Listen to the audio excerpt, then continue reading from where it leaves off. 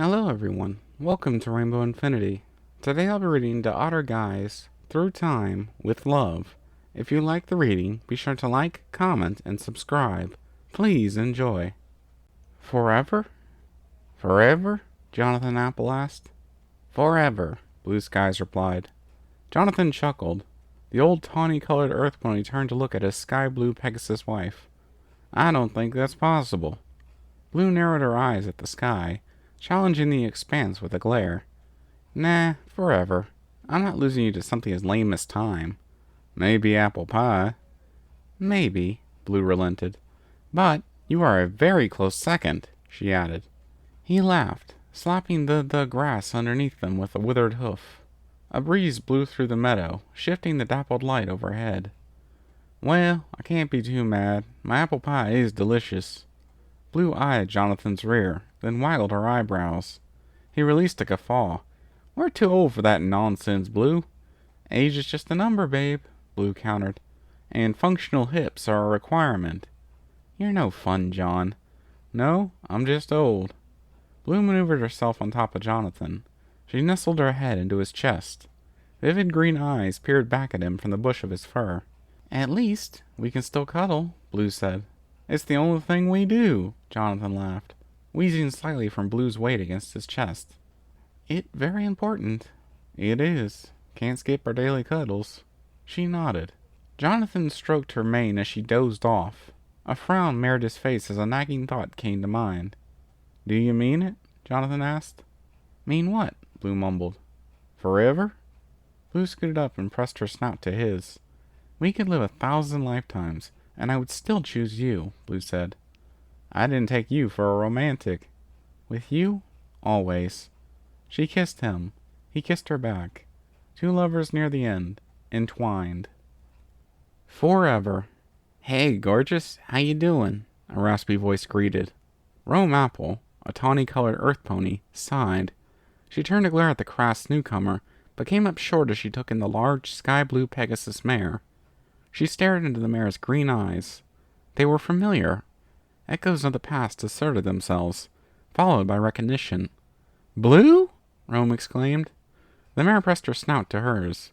Any doubts Rome had vanished in that moment.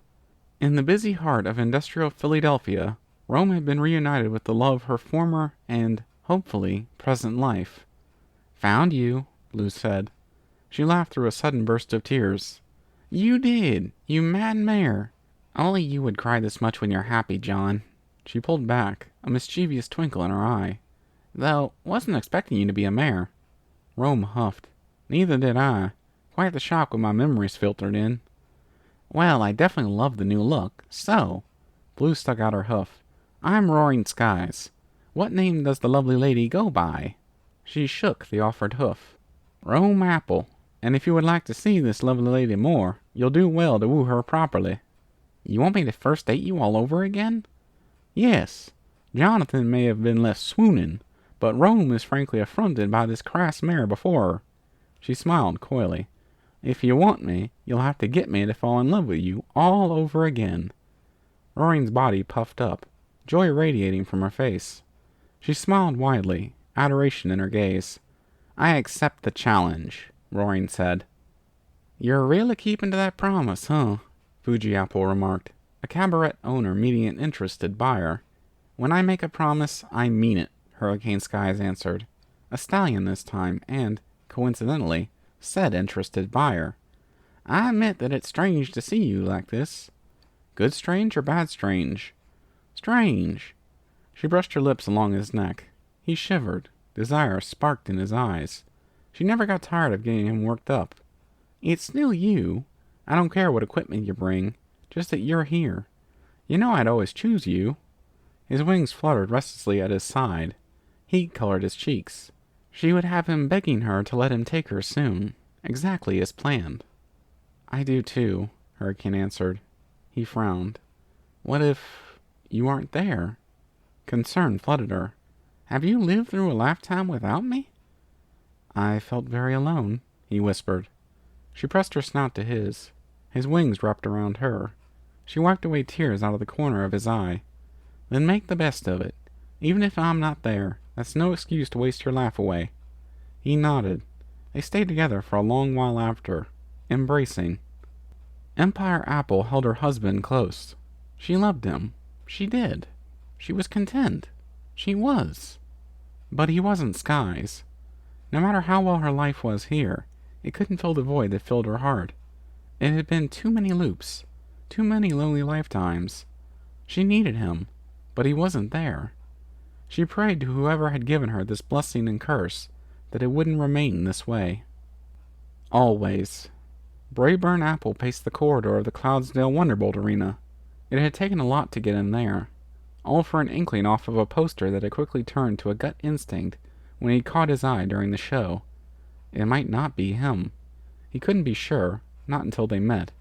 Even if it was him, that didn't mean Skies would want to be with him again. He could have moved on, decided not to find him again.